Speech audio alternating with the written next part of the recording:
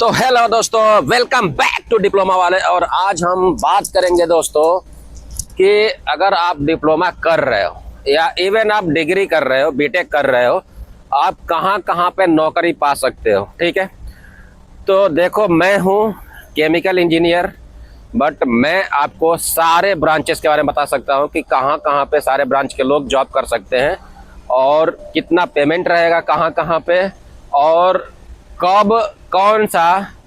अगर मान लो कि कोई ऐसा स्टूडेंट है जो अभी डिप्लोमा में एंट्रेंस लेना चाहता है या बीटेक में और कंफ्यूज है कि कौन सा ब्रांच ले, तो वो सारी भी चीज़ें, मतलब मान के चलो कि इंजीनियरिंग से रिलेटेड डिप्लोमा हो या डिग्री हो, आपको बहुत सारी चीज़ें इस वीडियो में जानकारी मिलने वाला है। तो चैनल पर नए हो गए तो यार इंजीनियरिंग के नाम पे लाइक कर देना और चैनल को सब्सक्राइब कर देना। ठीक है, तो देखो पहले मैं अपना बता दूं, मैंने 2009 में एडमिशन लिया था डिप्लोमा करने के लिए, और उसके बाद में 3 साल में डिप्लोमा मेरा पूरा हुआ 2011 में। और उसके बाद मैं पढ़ने में बहुत टॉपर नहीं था, नहीं एक फेल्योर था, बीच वाला था, और मुझे बहुत खुशी है। उसके बाद प्राइवेट नौकरी के लिए हम लोगों ने ट्राई करने लगा। अब देखो हमारे में क्या हुआ कि जितने भी टॉप 10 के लड़के थे, ठीक है, अब सोचो हमने बहुत स्ट्रगल किया है। और जो पढ़ने में अच्छे रहते हैं उनको क्या फ़ायदा होता है ये आपको बता देता हूँ। जो पढ़ने में अच्छे थे टॉप 10 वाले, उन लोगों को तो डायरेक्ट कंपनी उठा ली, मतलब इंटरव्यू तक नहीं लिया। उसने सिर्फ इतना बोला, 2011 की बात है, कि आप अगर आपका परसेंटेज मतलब टॉप 10 में हो तो आप यहाँ पे आ सकते हो, ज्वाइन कर सकते हो। अब मुझे आइडिया नहीं है कि उन लोगों का वहाँ पे इंटरव्यू हुआ कि नहीं हुआ था, लेकिन 10 लोगों का सिलेक्शन हो गया था। कहने का मतलब ये परसेंटेज के हिसाब से, परसेंटेज नहीं टॉप 10 के हिसाब से, ठीक है। और बाकी बच्चे हम लोगों के बैच में 60 लोग थे, तो 60 लोगों में से 10 लोगों को तो उठा लिया, बाकी 50 लोग क्या करेंगे भाई। अब यही 50 लोग बच गए थे जो एवरेज थे, जो बेल्लो थे। अब बेल्लो जो थे वो तो भाई साहब बैक लेके ही परेशान थे, ठीक है। और अपने लोग एवरेज थे, ना तो बैक लिए ना तो टॉप किए, तो अपने लोगों की भी स्टोरी अलग ही है, अपने लोगों का भी स्ट्रगल अलग ही है। तो हमने डिप्लोमा तो कर लिया, बीच में ही रहे, ना तो टॉपर ना तो फेल, तो करें तो करें क्या। तो कैसे भी करते करते एक हमारी कंपनी है, हमारी मतलब कि एक अच्छी खासी कंपनी है फार्मास्यूटिकल, उसमें अपने लोग गए और वहाँ पे गए, पूरे के पूरे लोग गए। देखो गजब की वैकेंसी थी कि क्या थी वहाँ पे, कैसा था, मैं उस कंपनी के बारे में बताऊंगा आपको, नाम नहीं बताऊंगा, फार्मास्यूटिकल कंपनी थी। अगर आप गेस कर सकते हो तो कमेंट करके बताना, अगर आप उस कंपनी के बारे में जानते होगे या काम किए होगे तो आपको पता चल जाएगा। तो वहाँ पे हम लोग लगभग 50 लोग जो बचे थे, चाहे वो फेल हुआ हो, चाहे पास हुआ हो, चाहे बैकलॉग वाला हो, लगभग सब लोग गए। और मतलब मुझे ऐसा लग रहा है कि सारे लोगों का सिलेक्शन हो गया था, फेल वालों का तो नहीं, बैकलॉग वालों का भी शायद सिलेक्शन हो गया था मेरे ख्याल से, ठीक है। तो वहाँ पे पेमेंट रखा गया था उस टाइम 11,000 रुपया कुछ तो था, और कट पीट के 9-10 हज़ार रुपया आ रहा था। और उसके बाद हम लोग, महाराष्ट्र की कंपनी है वो, उसके बाद में हम लोग वहाँ से महाराष्ट्र की कंपनी है कि कहाँ की कंपनी है, पुणे की कंपनी थी, हाँ, तो पुणे में थी वो कंपनी। तो वहाँ से सारे लोग तो सिलेक्शन हो गया, सारे लोग जॉब करने लगे, लेकिन अपने लोगों की जो पढ़ाई थी वो उस लाइन की नहीं थी, ठीक है। तो सब लोग, पहला नौकरी था, खुश तो बहुत हुए कि चलो अपने को नौकरी मिल गई, 10-12 हज़ार की नौकरी मिल गई, इतने में ही बहुत खुश थे। अपने लोग गरीब परिवार से रहने वाले, नौकरी मिल गया, माँ बाप भी खुश, गांव वाले भी खुश। गांव वाले क्या खुश रहेंगे, वो तो हमेशा जलते ही है, लेकिन ये था कि परिवार रिश्तेदार सब खुश था, अपने लोग भी खुश थे। 1-2 महीने बाद काम करने के बाद रियलाइज़ हुआ कि इसका एक्सपीरियंस, अब चूँकि हम लोग थे केमिकल इंजीनियर, तो पता चला कि इसका एक्सपीरियंस काउंट ही नहीं होगा।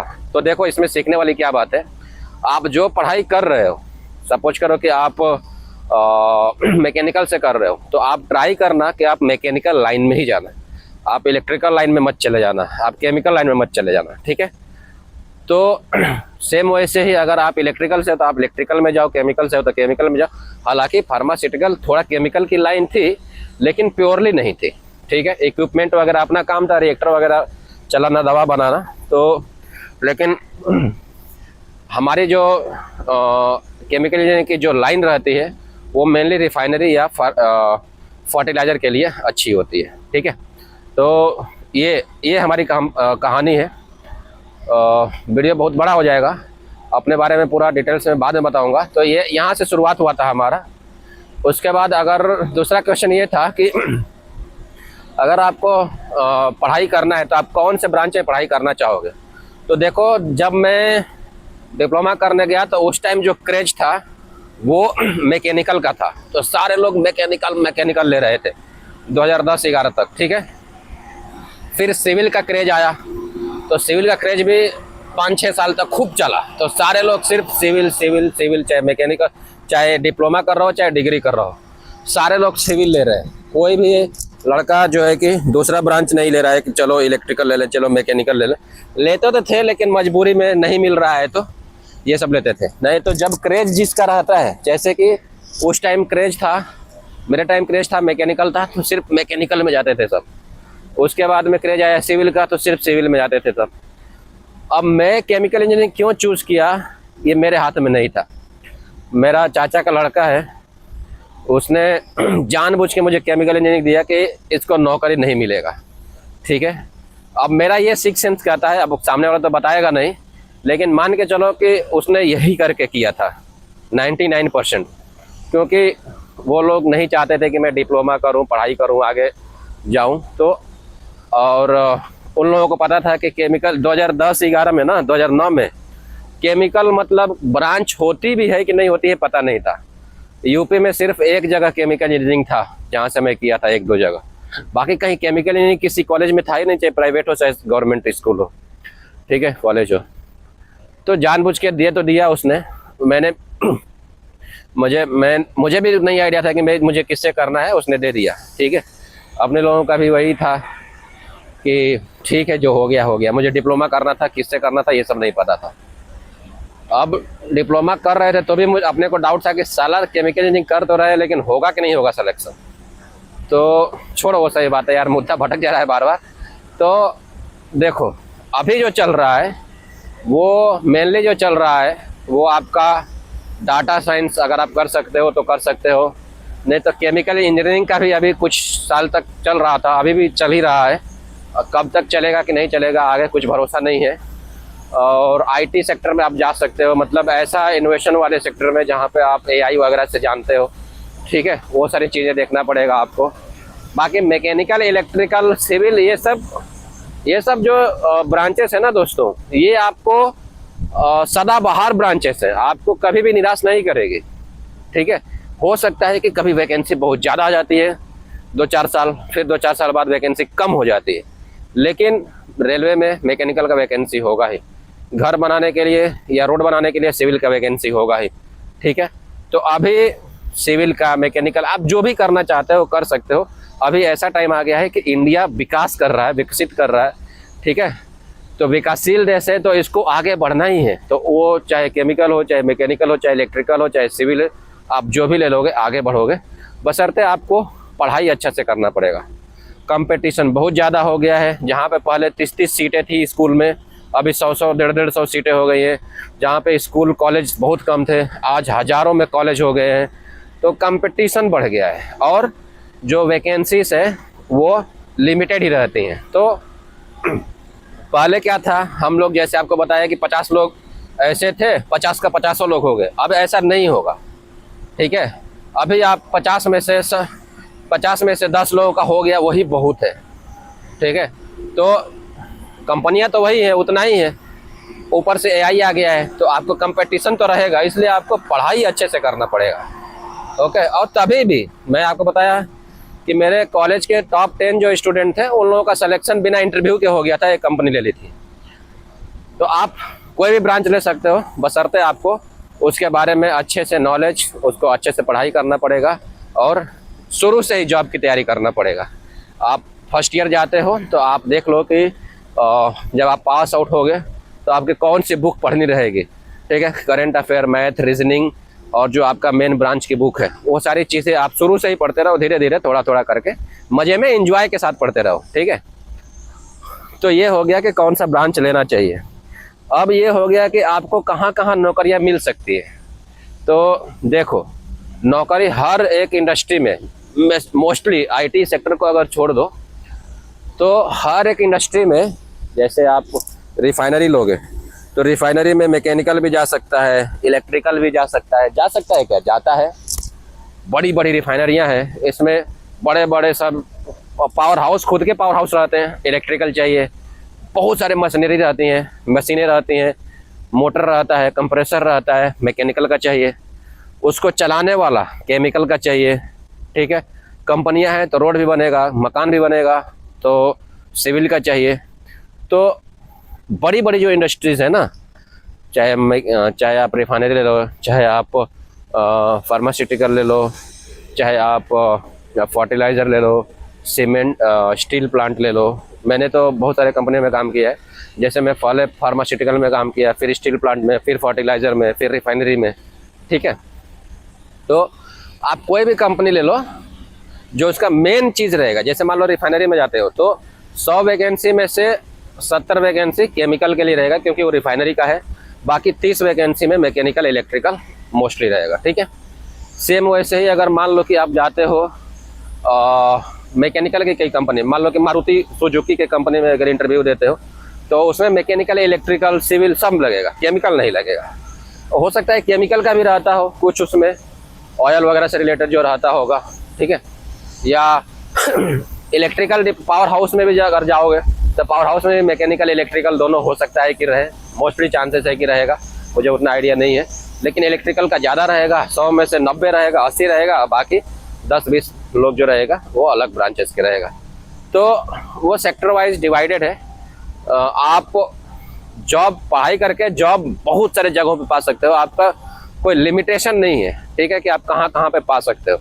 आप इलेक्ट्रिकल से जाते हो, जैसे मैं आपको बताया हूँ कि आप किस कंपनी में फॉर्म भरते हो या रिज्यूम भेजते हो, वो डिपेंड करेगा कि वो कंपनी कौन सी है, क्या बनाती है, क्या करती है।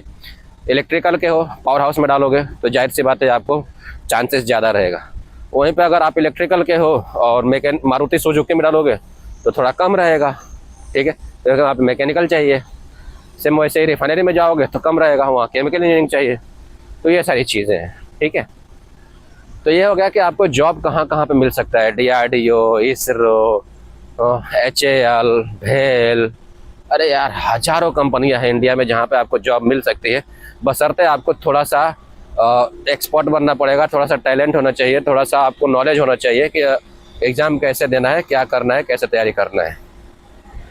तो आपने सही चैनल पकड़ा है, आपको सारा कुछ जानकारी मिलेगा।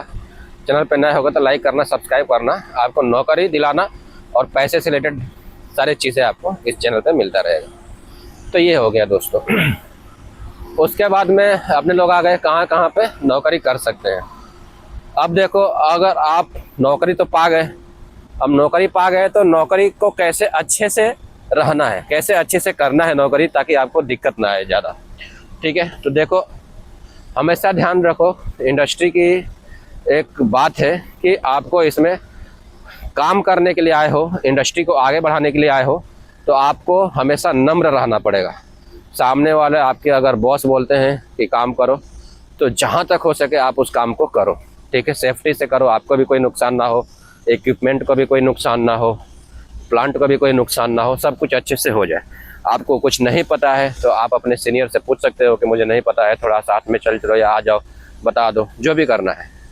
बस बशर्ते आपको नम्र रहना है, कहीं झगड़ा नहीं करना है, कहीं तू तरे नहीं करना है, डायरेक्ट मना नहीं करना है कि मैं नहीं करूँगा, ठीक है। और भी चीज़ें हैं जो इस वीडियो में बताना चाहता हूँ, लेकिन ऑलरेडी बहुत लंबी हो गई है वीडियो दोस्तों। तो आप क्या कर रहे हो, आप डिप्लोमा कर रहे हो कि बीटेक कर रहे हो, या इवन आप मेडिकल में हो, या आप नर्सिंग में हो, या आप कहाँ पे हो, कौन सा सेक्टर में पढ़ाई कर रहे हो, आप कमेंट करके बताना। कहाँ से ये वीडियो देख रहे हो वो भी कमेंट करना। और इस वीडियो में आप क्या सुनना चाहते हो मेरे अगले वीडियो में, वो भी बताना क्या मेरे अंदर कमियां हैं जो आप बता के बोलोगे कि ये आपको जब पढ़ाते हो तो ये कमी दूर करो, या ये कमी बताओ, ये अच्छी बातें बताओ, ये चीज़ें बताओ, ये बातें मत बताओ, ये चीज़ें बोलो, ये चीज़ें मत बोलो। आप जो भी आपको अच्छा लगे, मेरे अंदर अच्छाई या बुराई जो भी हो, आप कमेंट करके बता सकते हो। और बस इतना ही, मिलते हैं अगले वीडियो में। तब तक अपना ख्याल रखो और मस्त रहो, पढ़ो और लिखो और खूब सारा खेलो। ठीक है, बाय बाय, टाटा।